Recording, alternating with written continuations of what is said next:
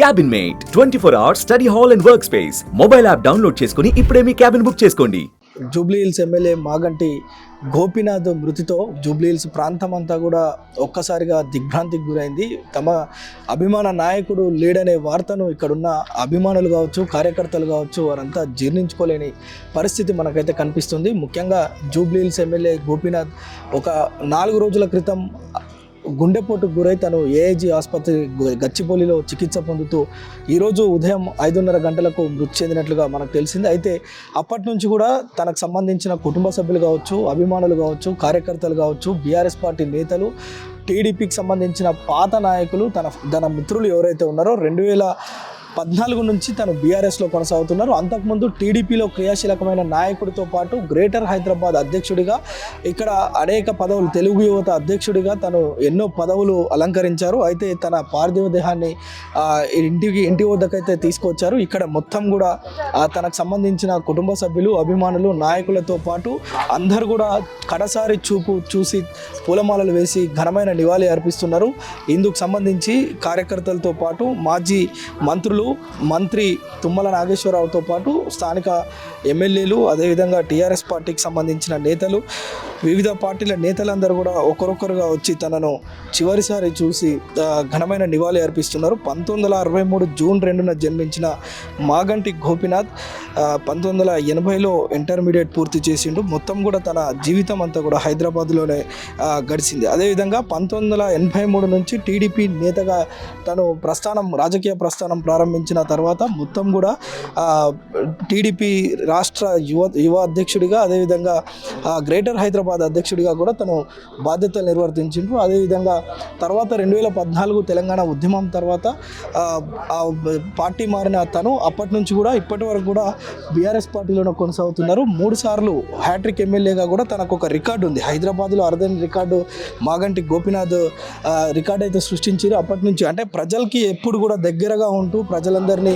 ఆత్మీయంగా పలకరించే నాయకుడిగా కూడా తనకు పేరుంది. తనకు సంబంధించి కార్యకర్తలు పెద్ద ఎత్తున ఇప్పుడు హరీష్ రావు ఇక్కడ నుండి మొత్తం కూడా ఆ యొక్క కార్యక్రమాలన్నీ కూడా చూస్తున్న పరిస్థితి మనకు కనిపిస్తుంది. అదేవిధంగా కేటీఆర్ సతీమణి శైలిమ కూడా ఇక్కడే ఉండి తన కుటుంబ సభ్యులందరినీ కూడా పరామర్శిస్తున్నట్లుగా మనకు కనిపిస్తుంది. అయితే ఒకరొకరుగా మొత్తం పార్టీలకు అతీతంగా అటు టీడీపీ కావచ్చు, ఇటు బీఆర్ఎస్ కావచ్చు, కాంగ్రెస్ కావచ్చు, బీజేపీ నేతలు కూడా ఒకరొకరుగా అంటే ఉదయమే కేంద్ర మంత్రి కిషన్ రెడ్డి ఇక్కడికి వచ్చి వారి కుటుంబ సభ్యుల్ని పరామర్శించినట్లుగా అయితే మనకు తెలుస్తుంది. దానికి సంబంధించి కూడా విజువల్స్లో మనం చూడొచ్చు. మొత్తం కూడా ఎవరైతే తన అభిమాన లీడర్ కోల్పోయినామనే ఆవేదన మనకి ఇక్కడ అందరిలో కూడా కనిపిస్తుంది. మహిళలందరూ కూడా ఈ కాలనీకి సంబంధించిన వాళ్ళు కావచ్చు, వీళ్ళు ఓటర్లు కావచ్చు, మొత్తం కూడా ఇక్కడే ఉండి ఉదయం నుంచి వారికి సంబంధించిన అభిమాన లీడర్ని కోల్పోయామనే ఒక ఆవేదనను వారందరూ కూడా వ్యక్తం చేస్తున్నట్లుగా అయితే మనకు కనిపిస్తుంది. ముఖ్యంగా యువత పెద్ద ఎత్తున అయితే మాగంటి గోపీనాథ్ని కడసారి చూసేందుకు తరలి వస్తున్న పరిస్థితి కూడా ఇక్కడ కనిపిస్తుంది. అయితే మరికొద్ది క్షణాల్లో మాజీ ముఖ్యమంత్రి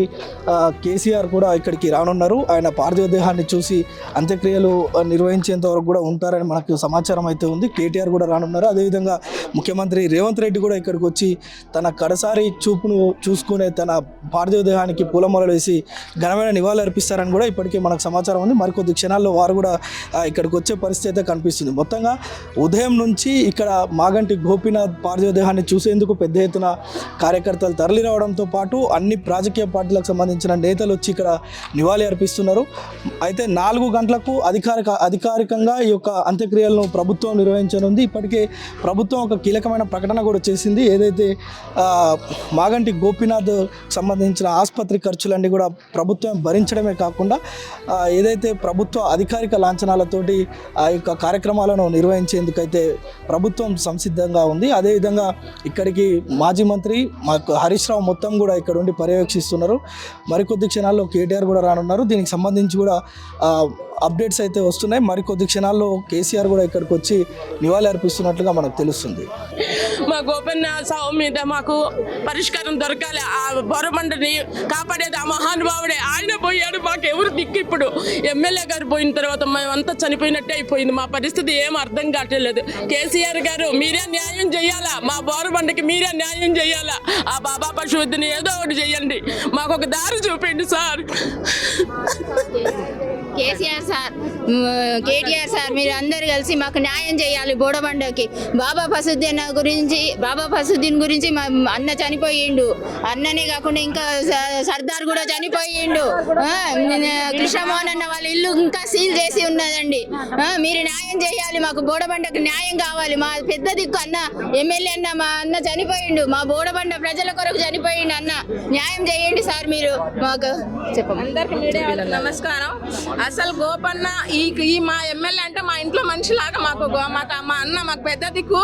ఆయన అసలు ఆలోచించి చచ్చిపోయాడంటే సర్దార్ భాయ్ చచ్చిపోయాడు, ఆత్మహత్య చేసుకున్నాడు. ఇంకొకన్న మా డివిజన్ ప్రెసిడెంట్ మోహన్ అన్న ఆయన ఇల్లు సీల్ చేశారు. ఆ టెన్షన్ తోటి ఆయన నా ప్రజలకు నేను ఏం చేయలేకపోతున్నానే అని ఆలోచించి మా గురించి ప్రాణాలు వదిలేశాడు. కాబట్టి న్యాయం చేయాలి కంపల్సరీ. మేము ఇప్పుడు అనాథలు అయిపోయాం. మాకు ఇంట్లో మనిషిలాగా ఏడుస్తున్నాం. మేము ఇంట్లో మనిషిలాగా కాదండి. ఓన్లీ బోరబండలో 4-5 ఫ్లోర్లు కట్టుకునే ఉన్నారు. ఓన్లీ బీఆర్ఎస్ పార్టీ వాళ్ళ ఎందుకు టార్గెట్ చేస్తున్నారు? వేరే అదర్ పార్టీస్ కూడా ఉన్నారుగా, అందరూ కన్స్ట్రక్షన్ జరుగుతున్నారు. ఓన్లీ సర్దార్ గురించి చేశారు. సర్దార్ చనిపోయాడు. నెక్స్ట్ ఎవరు? ఇప్పుడు కృష్ణమోహన్ గారి ఇల్లు దాదాపు 1-20 రోజులు అవుతుంది. ఆయన ఇల్లు సీజ్ చేసి వాళ్ళ ఫ్యామిలీ పరిస్థితి, వాళ్ళ పరిస్థితి ఏంటి? రేపు వాళ్ళకి జరిగింది, రేపు మాకు కూడా అన్యాయం జరగచ్చు కదా. ప్రభుత్వం ఎందుకు ఊరుకుంటుంది? ఏదో ఒక న్యాయం జరగాలిగా. మేము ఎవరికి చెప్పుకోవాలి ఈ బాధను? లీడర్లనైనా సామాన్య ప్రజలను కూడా ఇబ్బంది పెడతారమ్మా. కార్యకర్తల్ని, సామాన్య ప్రజల్ని అందరికీ ఉందండి. ఓన్లీ బీఆర్ఎస్ నాయకుల్ని టార్గెట్ చేస్తున్నారు. ఇలా ఇప్పుడు మేము స్పీచెస్ ఇవ్వని చెప్పి మమ్మల్ని ఏదో ఒకటి చేయొచ్చు. చెప్తున్నాం కదా, 100% రాసిస్తాం మేము. మాకు ఏదో ఒకటి ఆపద ఉంది అని చెప్పి ఇప్పుడు రేవంత్ రెడ్డి గారికి చెప్తున్నారు. రేవంత్ రెడ్డి గారు సార్, ప్రజలందరూ ఓట్లేసి నాయకుడిని ఎన్నుకుంటానే ఈ రోజు మీరు గెలిచారు. మేమందరం లేదు, మీరు ఎవరు లేరు. మాకందరికి న్యాయం చేయాలి. ఓన్లీ బోరబండ డివిజన్ కి న్యాయం జరగాలని బోరబండ డివిజన్ తరపున అందరి తరపున మేము కోరుకుంటున్నాం. సుమన్ టీవీలో మీ పర్సనల్ అండ్ బిజినెస్ ప్రమోషన్స్ కోసం కింది నెంబర్కి కాంటాక్ట్ చేయండి.